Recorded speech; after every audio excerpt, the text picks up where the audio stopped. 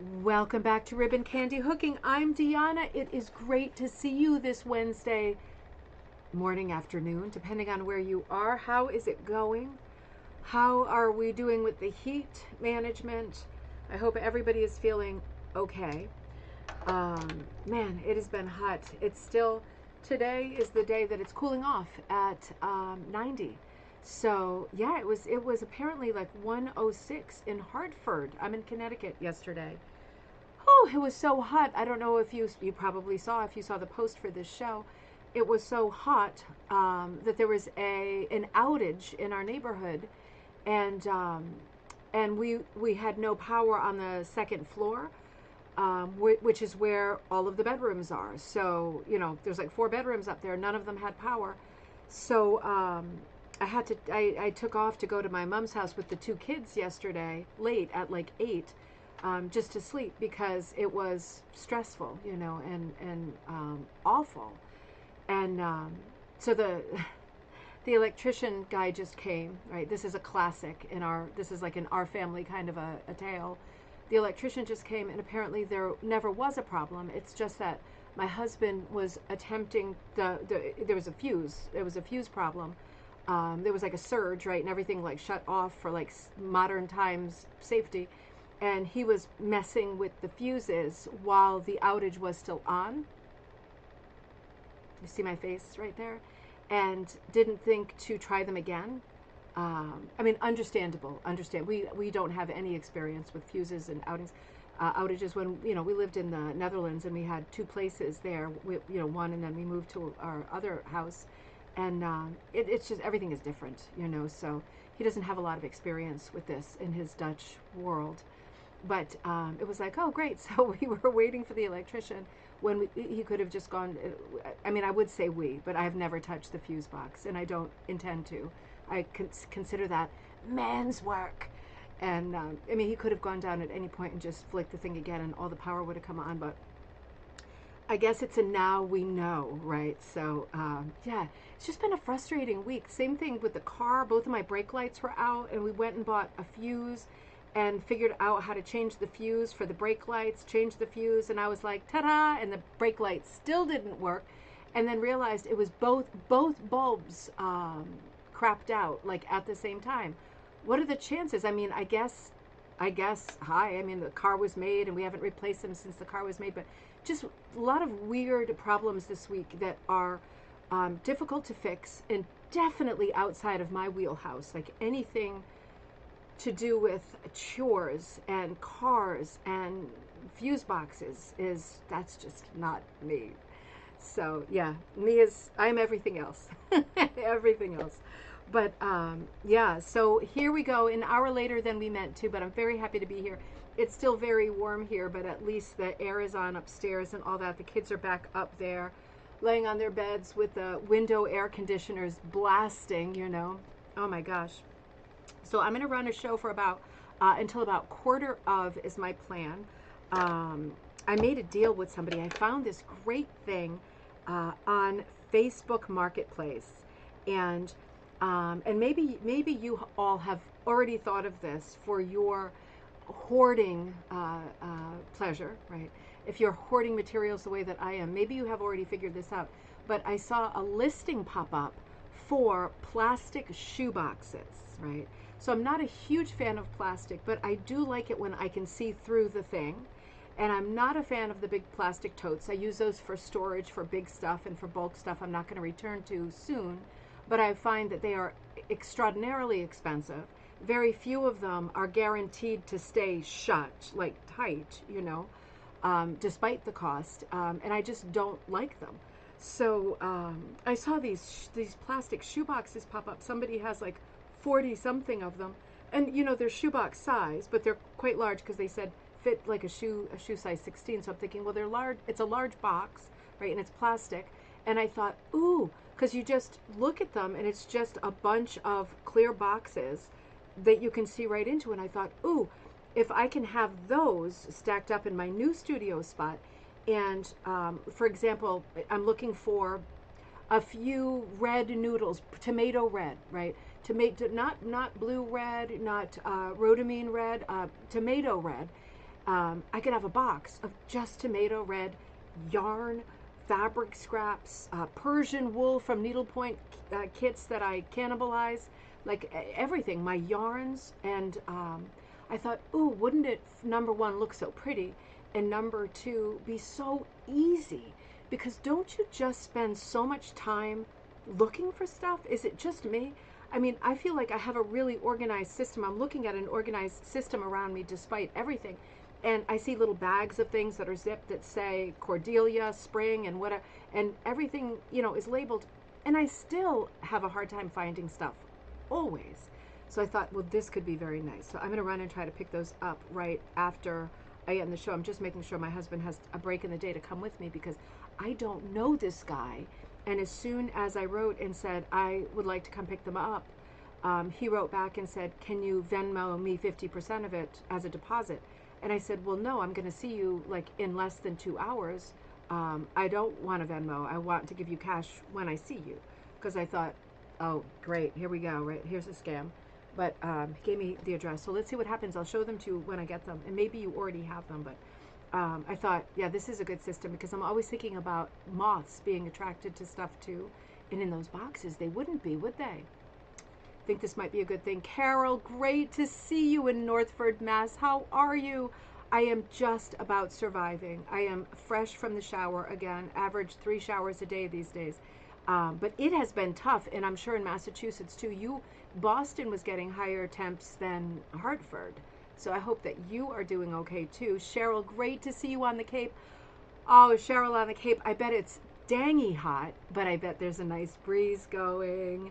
The Cape is always the best in my mind. It's always better than wherever I am. It is toasty, but you're having a good old lemonade day.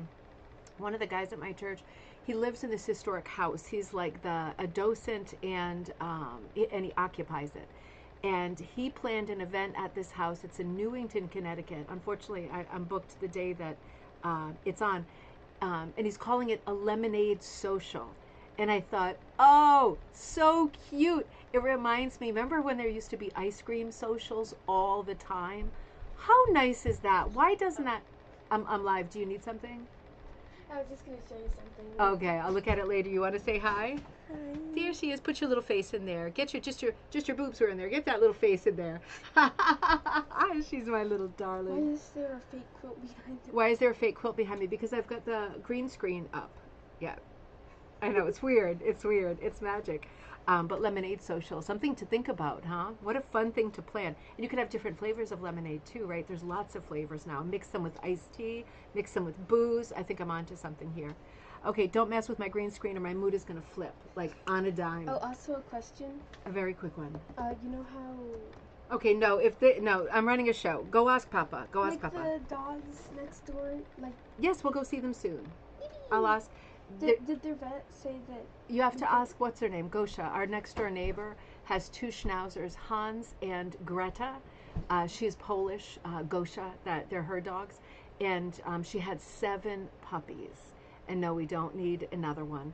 But my God, are they cute. They're like dinky little things like this big. And she invited us over as soon as they were vaccinated to socialize them and for the kids to be able to handle them. So they are very excited to go and play with 7 tiny Schnauzer puppies. Oh my God, so cute. Kaz, great to see you. Good morning in Wisconsin. You are having a break from the hot weather today, so it is already cooling off there. So happy to hear that. Melissa, great to see you. It is muggy in New Brunswick. Oh man. Yep, staying inside that cute house, right? And staying comfortable and safe. Dave, great to see you.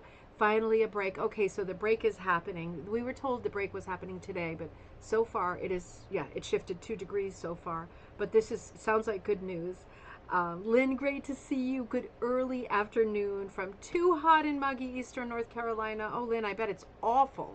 I mean, I bet it's terribly hot. I hope the break comes to you first because, yeah, I think you're probably getting it way worse than we are. Catherine, great to see you in California. Welcome back.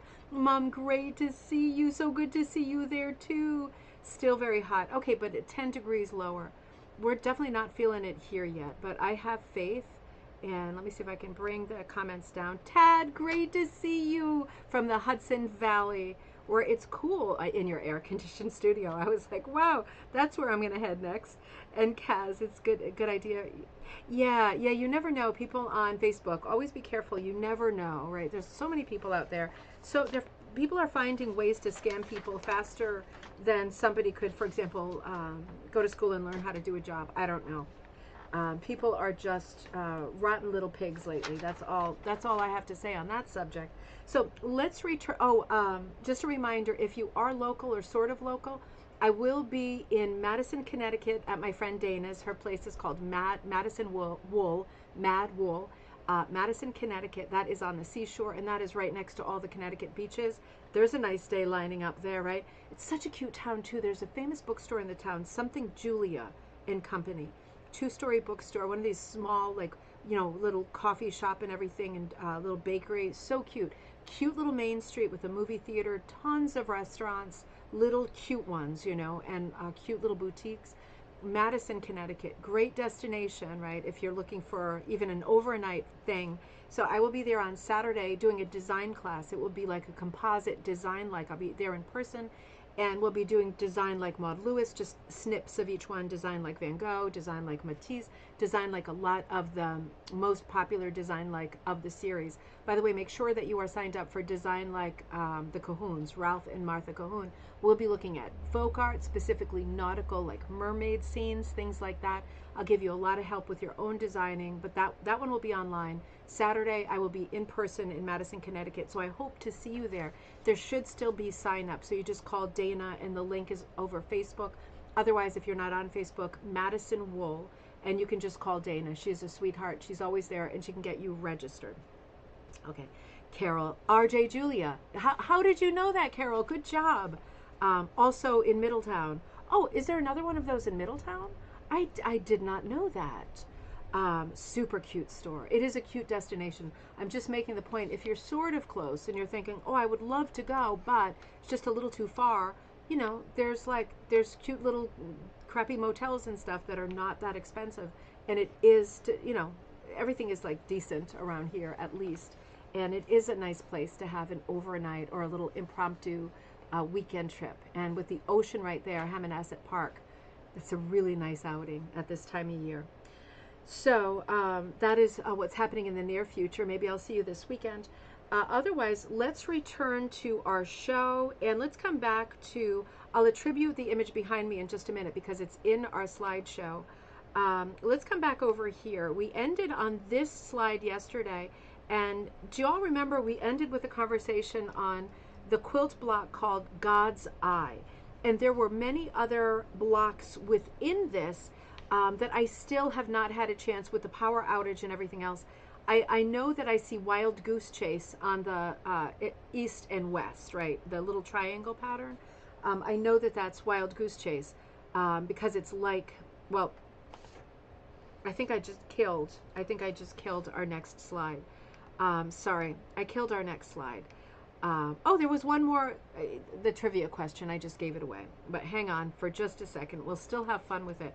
I didn't realize there was more God's Eyes. So this is another example of the God's Eye quilt block, right, which is one of the many religious quilt blocks, along with Bethlehem Star, Cross and Crown, Jacob's Ladder, Crown of Thorns, Eastern Star, Star of Eden, David and Goliath. There's tons of religious themed stars, quilt patterns, particularly star patterns, because when the whole westward bound, westward ho movement, people moving west to settle, they followed the stars, right, for directions and for weather indications and for lots of kinds of signs. Stars were important, right, to their safety and to their navigation. So a lot of quilts are done with a star pattern, right? So that makes a lot of sense. Part of their lives at that moment. This is an example of the God's Eye that is done lots of different contemporary colors. So it's interesting to see, because this is a more religious block, sometimes it has a more sober kind of color palette. This is a really bright color palette, and why not, right? Super bright, super cheery. This would be great hanging up at an altar or something like this. It's a very, very bright, light, and really well done quilt. I like, what's the quilters, what's the where it segues? Is that just what do you call it when it's all in one direction? Is that a sawtooth or something? I like that simple triangle design. Something we do a lot in rug hooking too, isn't it? Because we have been talking about the way that these old quilt motifs cross over to rug making. How do they cross over to rug making? How don't they cross over to rug making? All of these symbols are symbols that we could use in our pieces, particularly with primitive style and folky pieces, right? These simple lines that quilters have always known work really well. This is an example of a God's eye quilt block that is broken up so you can see the parts. Now, if you've noticed, oh, Northford, Connecticut. Carol, I thought it was Northford, Massachusetts. What is wrong with me? Northford, Connecticut, of course. Oh, you know what? I'm going to have to go there because I'm always driving by Middletown. How did I not put that together? What is wrong with me? Thank you, though. I will stop saying Massachusetts. I'm such a ding-dong. If you've noticed, since we started this quilt segment, we first started looking at blocks that were quite easy, and then we got involved. We're getting involved in ones that are a little bit more difficult. And this is certainly one of the more difficult ones. I mean, not in terms of sewing it. You could definitely sew this, but you do have to pay attention, right? There's quite a few pieces here, but at least with an illustration like this, you can see how it breaks down. And I think more importantly, you can see what the natural order of putting it together would be. It's a little bit confusing to me that the gap between some of them coming off the center aisle is a little bit more spaced out, because they're not spaced out, right? They would all be very flush against each other. The spacing is a little weird in this diagram, but you see what I mean, and you see how they would fit together, because it is a complicated square. And maybe you think when you see it, oh, wait a minute, we have this one in between. Oh, okay, there is one in between. Yeah, there is one in between. Now I'm confused because my stuff is out of order. Yeah. I'll loop back. I might have just put them in out of order. I hope that's what happened. Sharon, great to see you.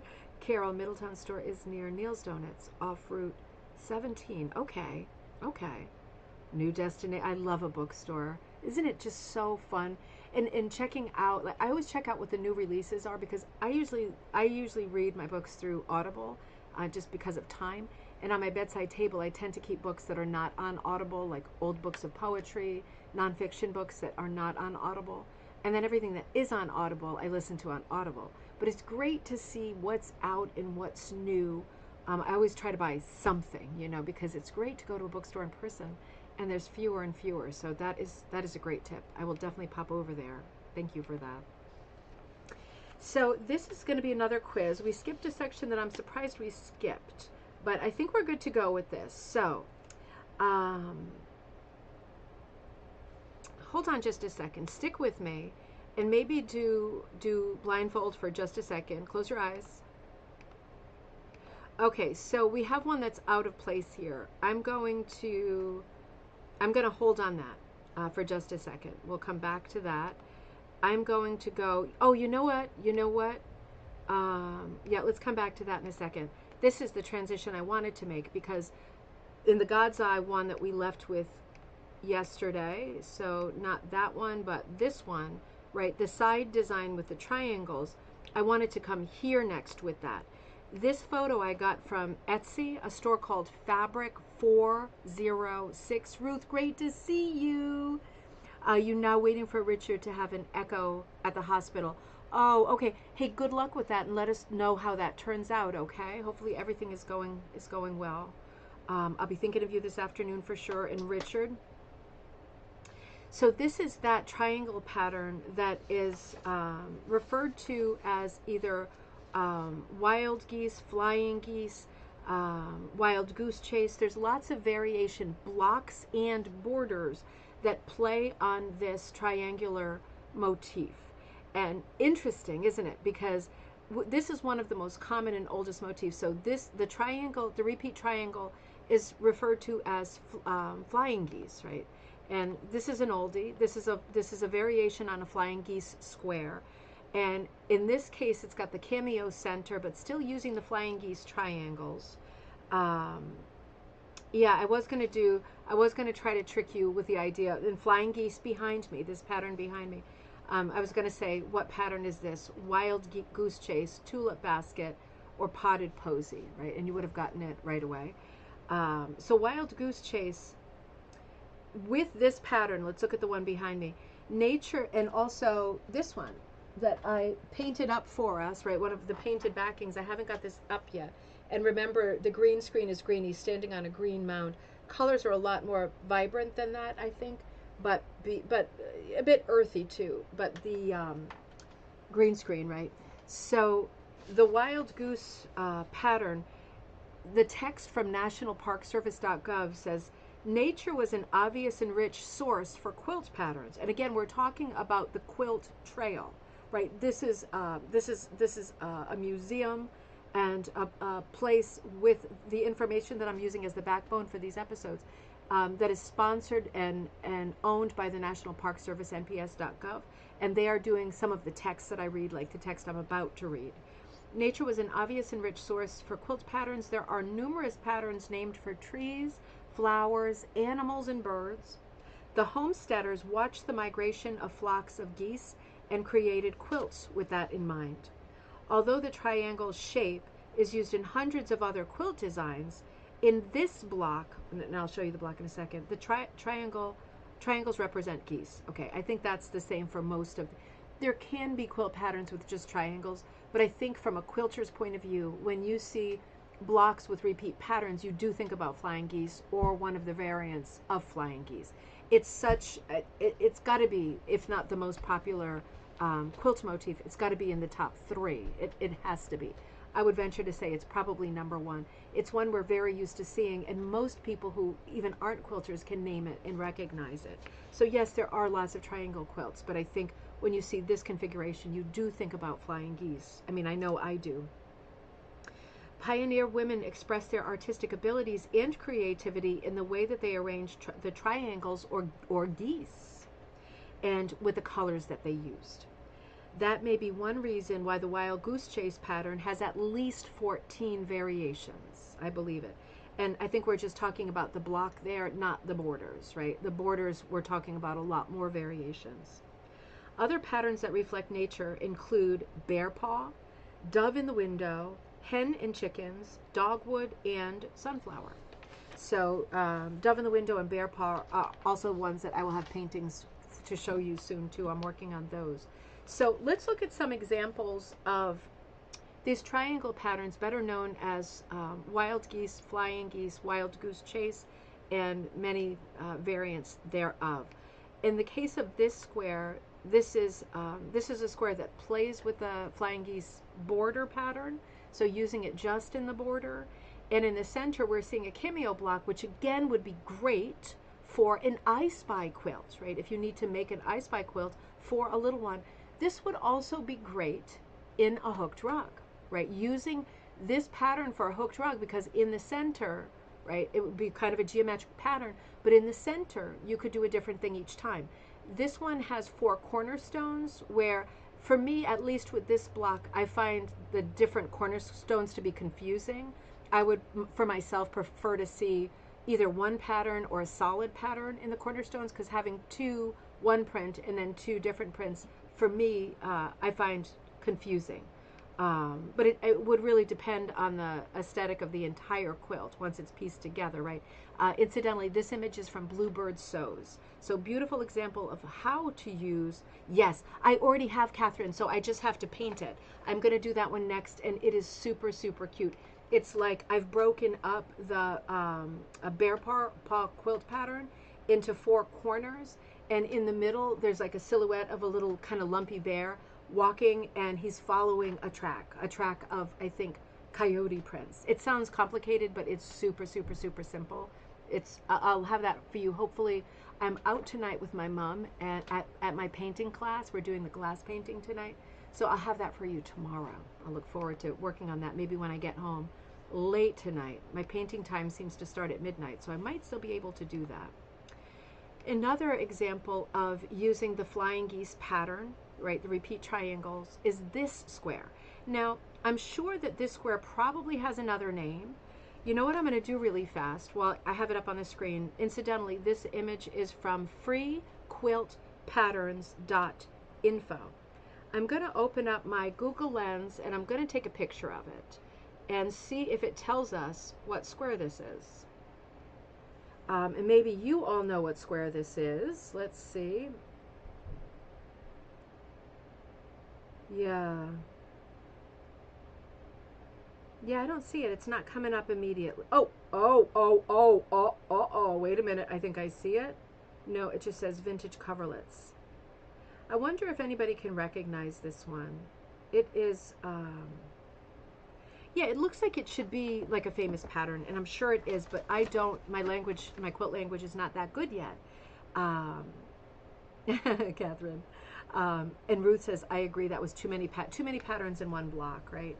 And you know, there's such a, just addressing that, right? Because I made the comment, I shouldn't make a negative comment over someone else's block when I'm using their image, because it is a beautiful block. I'm just thinking of what I would do. I wonder, I can't show you from here because the thing will totally screw up if I turn it. But I have a beautiful I Spy that my aunt-in-law made, Hilda, and it's on the wall, and it is a quilt. It's an I Spy. It was for, I think, for Teddy when he was born. It's like that kind of block where she didn't keep any of the same colors in the corners. All four corners are different every time, and it's all, you know, let me see if I can grab it down. Let me see if I can grab it. And it works, but it's chaotic, but it works, and it especially works as a child's quilt, and a baby's quilt at that, because, you know, baby's eyes are like, waking up, focusing, looking at stuff, a bird, a bird. So, you know, that's the point of the I Spy quilts, is to be able to recognize stuff and go, there's a bird, that's a cherry, that's a car, and to learn with it and to let baby, you know, crawl on it on the floor and stuff. Let me see if I can get it down real quick. Probably not tall enough. Let's see. No. Nope, I'd have to have my Go-Go Gadget arms attached, and they're not attached today. I'll show you another time, though. It really is a pretty quilt, and Hilda is a master. But it just goes to show sometimes that can work. It just depends on what the overall pattern will be. God, there's so many quilts I have hanging around this room. I wish I could show you. But I'll take some pictures and I'll show you in the next episode. But I agree. If it's, you know, if it's going to be a repeat quilt, you like to see some consistency. You like to see some variation. But it's easier on the eye if not every element in the quilt blocks is varied or changed every time. You expect quilt blocks are complicated. And when they're pieced together, it becomes even more complicated. But the thing about quilts that I think is so eternally appealing is that even though there's maybe lots of blocks, your eye sees one of them and knows what to expect for the others. So it could be that with repeat patterns, like the I Spy I was talking about is a snowball block, if you know what that looks like. It's basically a circle, and then it has 4 small corners. So yeah, it's not really a circle, it's a geometric, but the corners make it look more round. It can work, but tricky indeed, right? So, and yeah, and Ruth says everyone's taste is different, may look different when the blocks are put together. Exactly, that's what I'm thinking too. And there may be a scheme to the corner pieces as well, which we don't know with the one block. So this is a great example of flying geese, and this is a simple one to do. Lots of triangles, but once you've got that part done, right, then the rest of it, there are some large pieces here. I'm going to have to figure out, when I have time to sit down with my sort of encyclopedia of quilt blocks, I want to figure out what that one is called, because I'm sure it's called something. I don't think it's just one of the 40-something variations of flying geese. I feel like because the central image of it is, the center is a square, right? I feel like this doesn't revolve around the flying geese. The flying geese are a decoration, but I feel like it's a cross quilt. Like the point is that it's a cross. So yeah, I don't think it's going to be a flying geese one. This, on the other hand, is very different. Oh, Pam, good to see you. Oh, you're waiting for the vet to call. I hope everything is okay. Yeah, I love flying geese too. I think they are my favorite. Just the symbolism as well, you know. I think this is a variation on flying geese because it is the only motif, as opposed to the one before that was a cross, right? So in that regard, I think we can safely assume that this is one of the variations of the flying geese. And you can see we have kind of the bow tie in 2 of the corners the opposite two corners are plain. And just as Ruth and I were saying, sometimes it is confusing when there are those kinds of variations, but it really depends on what the entire quilt looks like. There is probably a vision for this in terms of how they piece together. I love this one as well. And you see that there's been a lot of thought with the color. For example, starting with the maroon diamonds, there is a subtle print in there that's very bold, very strong, great contrast to the yellow fabric, which I love. I'm not a fan of yellow, but I do love this gold color with the text on it. Looks like it says live, love, laugh, dance, fart, who knows what. But one of those, right? So super cheerful, uplifting messages. So we've got the maroons starting with the kind of 4 triangle square at the bottom that looks like a bow tie or an hourglass going up, but feeding into that same southwest block is that Bali fabric that is blue and green, right? And then you follow your eye up to the maroons and you head east and you catch that sort of Bali fabric again that's orange and blue, and that ends at the top right corner where it mixes with the fourth color, right, which is the black with the blue kind of cut out, more of a print. Interesting, right? And Pam says the batik reminds her of schools of fish. Absolutely. You know, this does seem like schools of fish. That's a great point. It is the flying geese pattern, but you're right, particularly with the oranges and the blues, it starts to feel like fish swimming. Oh, that's really interesting. This is a great block, isn't it? And oh, Karen, good to see you in Colorado Springs. Nice and cool there. That is good news.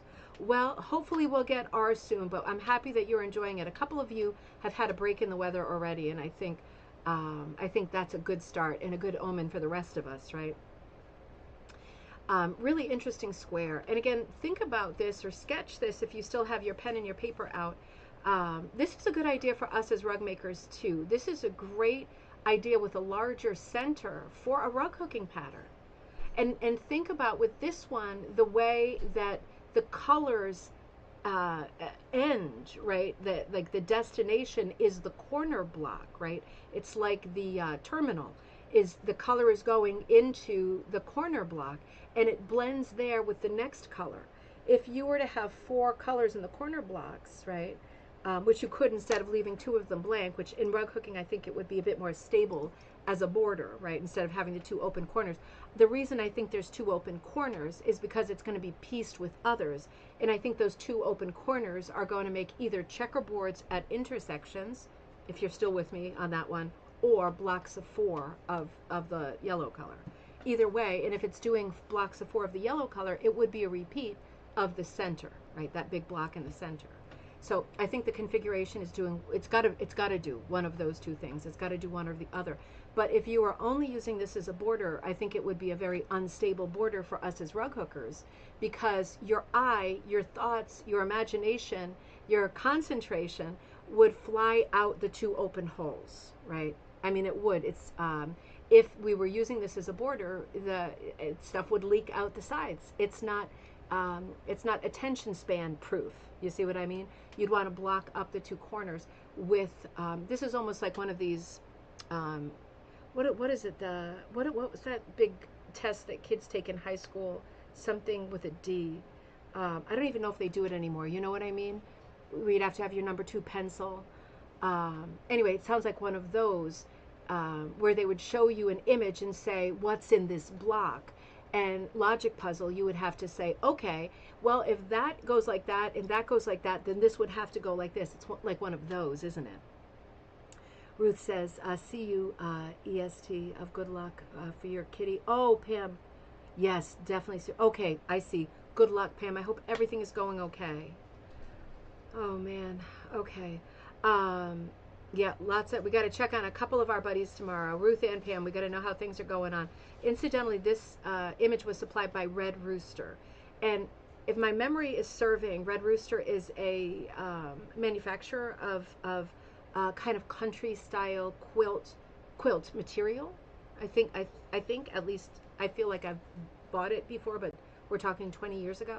I think that's Red Rooster. In any case, this image is from Red Rooster. And I just wanted to show you some other examples of Wild Goose Chase. um, and I didn't attribute these because you can see the attribution is, this is a Robert Kaufman pattern. Difficulty rating is beginner. This is called Wild and Free. So Wild Goose Chase, it's a Wild Goose Chase pattern, but he's naming the pattern Wild and Free. Judy, good to see you. You just got home from your rug hooking class. Hello in Pennsylvania. How did it go? And did you get any pictures, or can you take some pictures of what you're working on for the next gallery night? You know, I think we'll conclude our quilt week, because it'll bring us to 7 days at the next gallery night. Let's conclude our quilt week, and I'll do some more trivia and some more fun quilt talk on Friday night for cocktail time. And then the following week, let's see if we have enough for either first and last or gallery night. So remember to be sending me your stuff for either first and last, your first rug project or quilt or fiber arts project or anything, and your last, and or your gallery pieces. And whatever show is next, I will do them not this Friday, but the following. Wait a minute, is the following Friday the 4th of July? Uh-oh, wait a minute, let's check the calendar here. Oops, wait a minute, let's see. Oh, you know what? The next Friday is the 4th of July. So why don't we have gallery night on gallery night or first and last, whatever I get the most of, on July the 11th. Okay, good thing I checked, because next week is the 4th of July week, and we will be headed to Vermont for the big fireworks. Let me know what you all are doing, right? So, and let me know if there's anything exciting going on that we would be interested in general, all of us. For those of you who are in the U.S., of course, I'm sorry, there's a lot of people tuned in from other places, but it will be the 4th of July for us here in the U.S., and so that will upset things a little bit next week, but I'll still make sure that I have at least 2 live episodes for you. So let's come back to Robert Kaufman's Wild Goose Chase pattern called Wild and Free. Now, this is an example of what we're talking about, the repeat triangles that make, when they're butted up against each other like this, it makes a diamond between them. Do you see what I mean? Now, how great would this be for a rug hooking pattern? For the floor or for the wall, but wouldn't this be great? I mean, I can see, if you're a quilter, I could see making a quilt like this for the bed, you know, nice summery quilt like this, and then having something really similar on the floor. How great would that be? I would even, I'm such a nerd, I think I would go even further and do some decoration or stitch or glue some flying goose triangles to the lampshade beside the bed, right? I always have to overdo it, but I think I would. I think I would have to. Such a great pattern. Judy says, you were sampling different textures today and you were doing couching. Oh, how fun is that? God. Oh, I'm jealous of your rug hooking class today. That sounds super, super fun. I can't wait to hear and maybe even see more about it. See more about it. And I found this too. I'm going to look. I haven't had a chance to look up to see if this is on Audible. There is a murder mystery. Now, I can't vouch for how good it is, but let's assume it's great, by Terry Thayer, called Wild Goose Chase. And you can see there is something ominous happening with the rotary cutter, right? Something is off there. Somebody apparently has been cut or killed with a rotary cutter. I think there's I don't want to get into it, but there's very few places you could cut someone that would kill them with a rotary cutter. But I guess you have to read the book to find out. This is a quilting mystery, just in case you're interested. If you read it before me, because I doubt it's on Audible, although I'll check, let me know if it's any good. I love the craft mysteries, the cozies.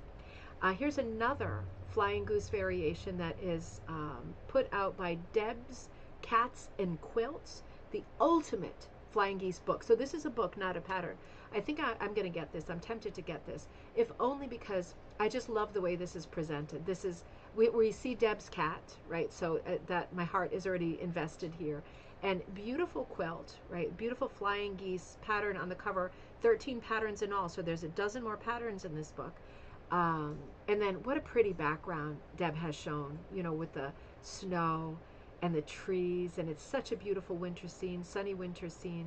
I think I would love looking at this book, and it would give my brain some ideas about these flying geese patterns and configurations, because something like this, again, as a border, if only as a border, lends itself very well to rug making, right, rug hooking. So something to think about. I'm definitely going to snap this book up. Definitely going to grab that one. Here's an older book by Blanche Young and Helen Young, The Flying Geese Quilt. And I know that I have this. I think this is a one pattern book, but I'm not sure. It's somewhere on my bookshelf. I can check. I just, with the heat and the popping out to my mom's unexpectedly, I haven't had a ton of time. I've been working on painting all your orders too, and thank you so much for the orders. I'm super excited, and I should have everything out for you tomorrow. Yeah, I'm going to have to check this one again. And what I like about this one, it's very different than the others we've looked at. You know, I am a person who was young and just discovering art and crafts in the 70s and 80s. And this is the kind of stuff that I saw all the time. And I bet you too, at church bazaars, for sale on tables, right, at fairs, Strawberry Fair, Christmas Bazaar. You see this kind of quilt with, or even upholstery, right, on furniture, with these kinds of colors, right? This is so the sort of warm, rich, almost food like Thanksgiving type palette, color palette that was so popular in the late 70s, early 80s, right before we shifted to the SWATCH palette and the Keith Haring really brights, right? Until then, we were looking at these sort of warm, autumny color palettes, and we were looking at crafts that people typically did more in the autumn and winter. So we tend to see more autumn colors, right? Dominique, hello, bonjour, good to see you. Welcome back. So this speaks to me because I remember some of these patterns I recognize, some of these small calicos, and also to remember those great patterns, and I know they're still there, just to not in great numbers anymore, where you would get a repeating stripe like this, like a Ginny Buyer kind of a print, right, with the repeat stripes, and then as a quilter, you could just cut the stripes you wanted and use them to put together strips, in this case of flying geese, right? And you notice how some of the flying geese look like they're larger than others because of the dark background. So where there's a dark background, look at the triangles that look largest. Where there's a dark background, it's actually still the same square, but because of if there's a dark red background on a red triangle, it just makes it look like an extra large goose, which tricks your eye. Really cool pattern, really interesting. Those kinds of optical tricks are something that quilters do best, because it's easiest to do that stuff in quilting. But as rug hookers, we can look at this kind of design and say, oh, it's funny, there's some big and some small triangles. No, there's not. They're all the same, but at the same time, because there's not a lot of contrast between triangle motif and background, with a lot of these squares, it is it's a trick the eye, trompe l'oeil situation. And it's fun to think about because we can do that in rug hooking. We just need some great ideas.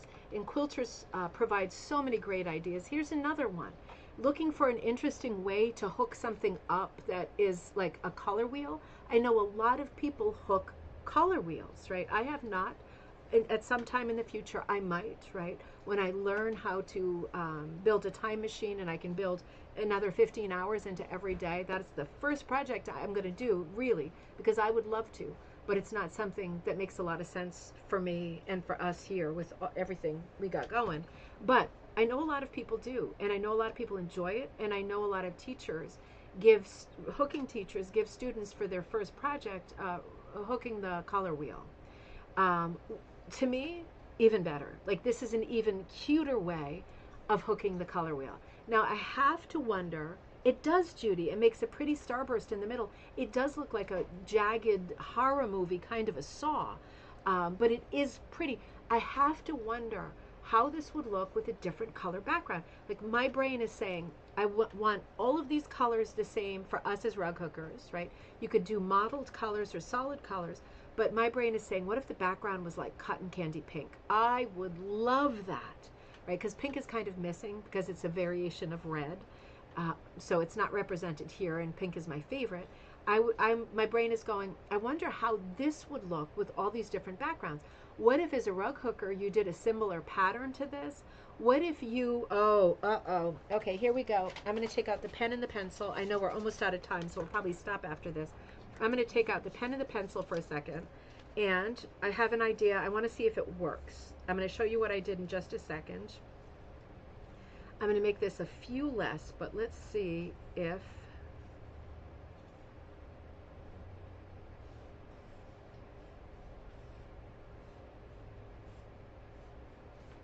hold on, I'm just experimenting.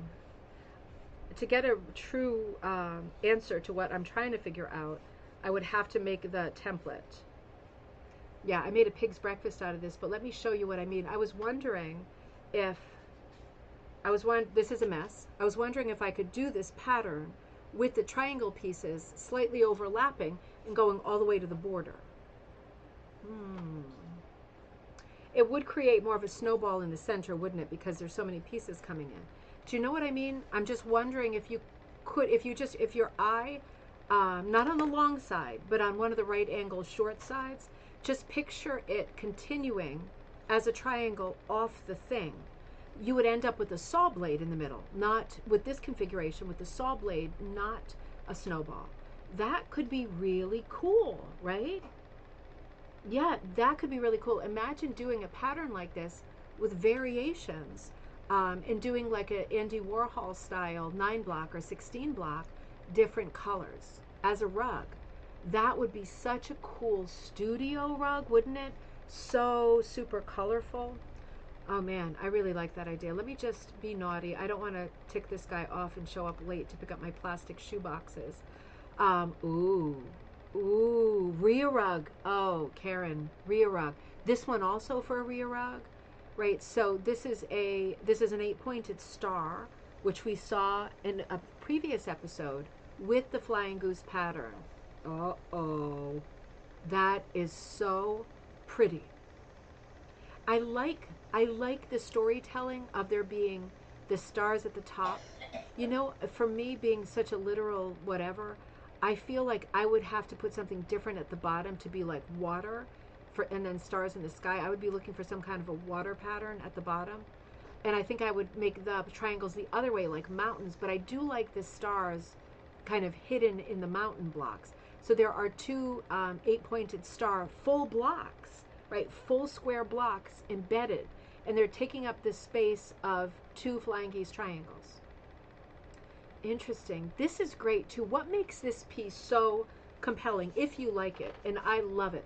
Graphically, it's a ridiculously simple piece. Okay, so it says sawtooth stars. Remember, sawtooth is interchangeable with 8-pointed star. We found that out the other day with flying goose. So this piece, this image is coming to you from So Very Frankie, and the combination of sawtooth / 8-pointed star with the flying goose triangles. So many different ways that you could do this. I'm going to give you a homework assignment. Look at these two patterns alone, these two motifs, the star and the triangle. If you are kind of sitting there with the fan blasting on your face, can you sit for 5 minutes and sketch out, grid paper or no grid paper, can you sketch out some different configurations? Can you come up with 5 different compositions that use just these two patterns? Because I bet you when you do, you will lay them out on the table in front of you and you will say to yourself, all 5 of these are amazing hooked rug patterns. I can guarantee you will. And then if you start fooling around with your watercolors, your colored pencils, your crayons, and you start doing color stuff like this, where you're just, go in there all whackety stackety and do different colors in different places, I bet you're going to come up with some designs that are crazy, really successful, fun, whimsical designs that still have a historic feel. Because this is colorful and contemporary, but we know that we're looking at a quilt pattern. So it's like best of both worlds. You get to have your cake and eat it too, right? Carol says the star is made with a center block, 1 center block, 4 geese, and 4 squares on the corner. I see what you mean. I see what you mean. The 4 squares on the corner, the big square in the center, or 4 small squares, right? But probably 1 big square makes the most sense, because why not? And then all your little geese or all the little triangles around it. See if you have time to do the homework and see if you can come up with some patterns. And if you do, send them and we'll talk about them on Friday night. I would love to see some of your, you know what, before I do that, I didn't attribute the last slide. Let me just do that for the sake of completion. This image that we were looking at is from a site called Piece by Number Quilts 2. I'm sorry, it's an Etsy store. Piece by Number Quilts 2, number 2.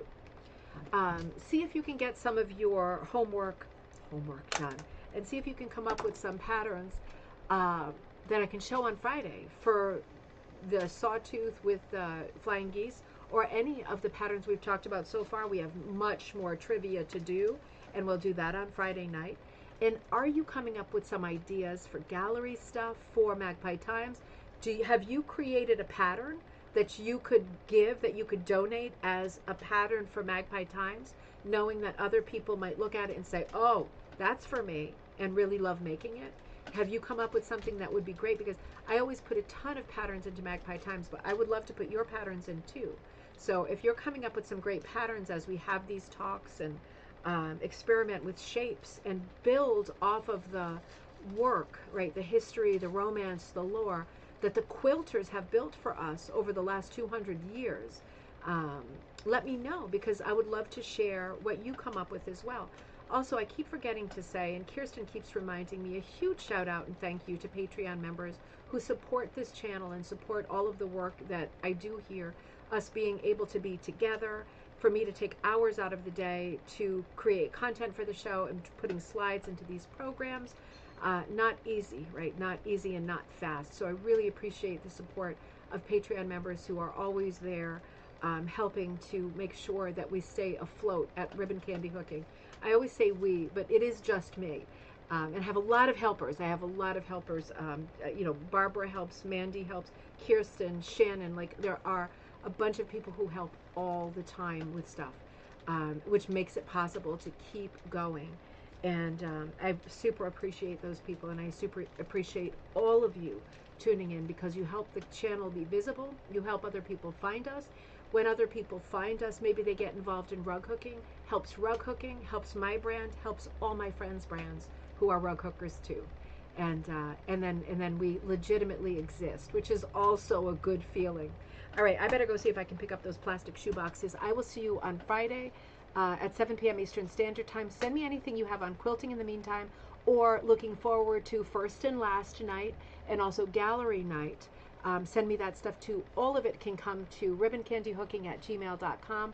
I will look forward to seeing you on Friday night. Have a great couple days, everybody. Remember to drink water. I'm not kidding, right? I don't mean to sound like a mom. And I know it goes without being said, but I forget to drink water. And then I feel like I need to get down on my hands and knees to crawl into the kitchen to get it. Don't forget to drink water if it's really, really hot where you are.